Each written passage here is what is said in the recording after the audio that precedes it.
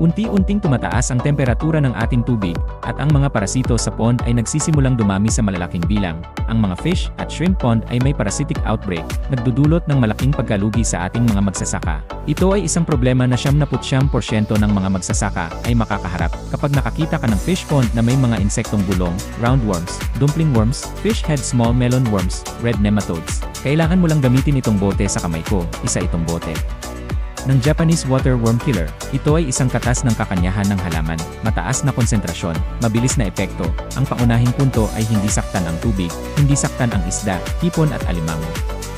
Ang isang bote ay para sa 100 metro kwadrado ng mga lawa. Kailangan mo lamang ihalo ang bote ng gamot na ito sa 0 litro ng tubig at pagkatapos ay ibuhos ito sa pond.